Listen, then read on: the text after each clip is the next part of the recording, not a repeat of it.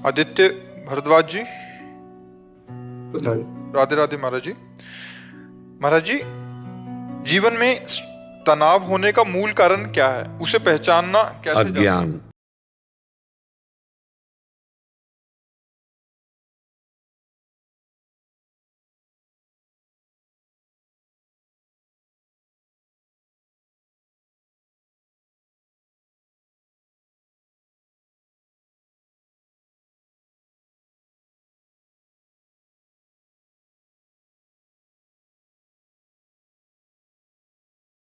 कामना की पूर्ति में बाधा पड़ने पर क्रोध जागृत होता है।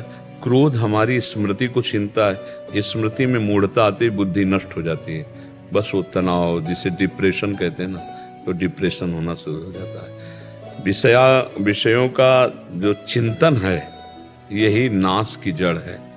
और अज्ञान के कारण हमको ऐसा लगता है कि यदि हमें मनमानी विषय भोगने को मिल जाए तो सुखी हो जाए। देखो, हमें जो धन प्रिय है ना, वो धन नहीं प्रिय है, धन से विषय मिलते हैं इसलिए प्रिय है। अगर रुपया प्रिय हो तो उसकी कोई खास बात है। रुपया प्रिय नहीं है, रुपया से सामग्री मिलती है, हम जो चाहे वो भोग सकते हैं, जहां चाहे जा सकते हैं। रुपये का प्रयोग प्रिय है, इसलिए रुपये की मान्यता है। अब वो प्रयोग क्यों प्रिय है? क्योंकि मन और इंद्रियां उसे अच्छा मानती हैं कि ये भोग लूं, ये देख लूं, ये छू लूं। तो मन और इंद्रियां जिनके पास ये सब भोग हैं, उनके क्यों नहीं तृप्त हो गए? मान लो अपने पास तो है नहीं, लेकिन वो चीज किसी के पास है, वो क्यों नहीं तृप्त हो गया? तो इसका मतलब है कि हमको ड्रामे में फंसाया गया, अज्ञान में फंसाया जा रहा है। बार बार भोगो, बार बार देखो। देखो, इस संसार का सबसे बड़ा सुख कहाँ निहित किया गया है? निहित माने स्थापित किया गया है। आप दिमाग में अपने ढूंढो, दिमाग में ढूंढ के जब आओगे तो इंद्रिय भोग केवल सबसे बड़ा सुख है। आप देख लो, सब अपने दिमाग में देखो। मैं पढ़ लिख करके अच्छा नौकरी करूं या व्यापार करूं, खूब धन कमाऊं, धन कमाकर मकान बनाऊं और सुंदर ब्याह करूं, खूब खाने पीने की सामग्री हो, बढ़िया हमारे पास मित्र हो जो हमारी अर्धांगिनी हो, मन मानी जो मैं चाहूं वैसा भोगूं। लेकिन ये सब है किसी के पास जैसा तुम सोच रहे हो, इससे भी अच्छा है किसी के पास, लेकिन वो भी तृप्त नहीं है। विडंबना है कि जिस शरीर को देखकर तुम चाहते हो ऐसा हो तो मैं सुखी हो जाऊं, उसी को कोई भोग रहा है और वो उधर से निरपेक्ष, वो किसी तीसरे की तरफ देख रहा है, और वो तीसरा जिसके ऊपर वो चौथे की तरफ देख रहा है। ये है क्या? बड़ा सूक्ष्म विषय है। अगर इसको देखा जाए तो ये है क्या? बोले अज्ञान। ये सबका मूल जड़ अज्ञान है, जिसमें हम फंस रहे हैं, जिसमें हमारे को अब निकलना होगा। वो निकलने के लिए अध्यात्म है, अध्यात्म ही निकाल सकता है। अन्यथा बहुत बुरी तरह से अपने लोग दलदल में फंस गए। दलदल में नहीं, मन डरता है। अगर छोड़ने की बात सोच लो तो मन भयभीत हो जाता है, ऐसा लगता है फिर संसार में रह क्या गया। अब देखो, हम लोग जो बात जानते हैं वो तुम्हारे मन से मन मिला के जानते हैं। जैसे थोड़ी देर के लिए हमने आपसे मन मिला दिया, अब आपके मन में जो चल रहा है वो हमारे, तो तुम्हें लगेगा ये तो मेरे मन की बात बता रहे, वो सारी सृष्टि के मन की बात है। अगर आपसे कहा जाए कि ये झूठा है, आप इसे छोड़ दो, तो छोड़ने की बात सोचने मात्र से लगता फिर तो हम मर गए, जीवन ही किस काम का। इसी में पूरा जीवन निकल जाता है और उसे विश्राम नहीं मिल पाता है। हम कह रहे हैं भोगो, लेकिन धर्म पूर्वक भोगो। धर्म, उसे एक सीमा में बांध दिया गया है। धर्म एक सीमा में बांध देता है, तुम्हें ये खाना है, तुम्हें ये पीना है, तुम्हारी पत्नी है, तुम्हारा ऐसा, तुम्हारा, बस इस सीमा में रहो, नाम जप करो और धर्म को भोगो तो निकल जाओगे, फंसोगे नहीं। लेकिन आप गौर से देखिए, ईमानदारी से, वृंदावन की भूमि में बैठे हो, क्या मन सीमा में राजी है? ईमानदारी से देख लीजिए। मन को नवम नवम चाहिए भाई, नवम नवम।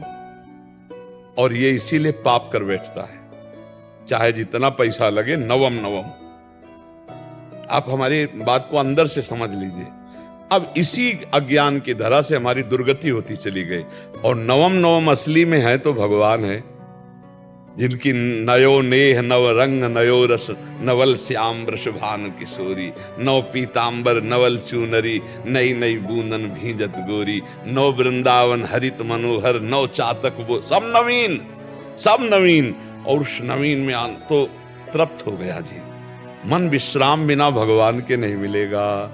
इसलिए हम सबसे प्रार्थना करते हैं कि थोड़ी हमारी बात मान करके पहले गंदे दृश्य देखना बंद करो, गंदी बातें बोलना बंद करो, गंदी क्रियाएं करना बंद करो, तब तुम्हारे गंदे विचार छूट जाएंगे। और गंदे विचार छूटे, पॉजिटिव हुए कि हर परिस्थिति में आप आनंदित रहोगे।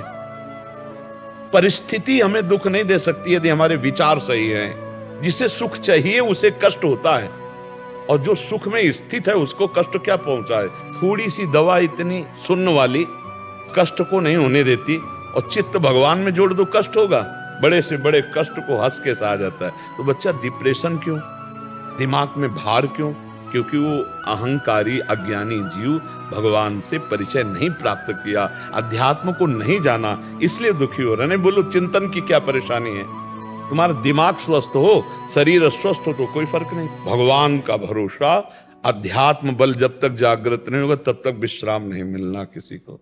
क्यों चिंता करते हो? अगर आप चिंतन करने लगो, नाम जप करने लगो, सत्शास्त्रों का स्वाध्याय करो, माता पिता बड़े बूढ़ों की सेवा करो, समाज को सुख पहुंचाओ, अभी आप प्रसन्न होने लगोगे। अब इतना सोच सोचकर अपने सुख के विषय में, हम आज सत्संग में कहते सबसे ज्यादा जीव परेशान है ओवर थिंकिंग। परेशानी सबसे ज्यादा है, सामने भोजन रखा है, खाकर उसका आनंद नहीं ले रहा, परसों क्या होगा, कल क्या होगा, आज जो अभी इसका स्वाद तो ले, इसका तो वो तो गया है, वो तो परसों के लिए वो परेशान है, ओवर थिंकिंग में परेशान है। हम कह रहे हैं जिसने आज संवारा है वो कल भी संवारेगा, वो परसों, पर उससे तुम्हारा अपनापन नहीं, परिचय नहीं, इसीलिए तुम परेशान हो रहे हो।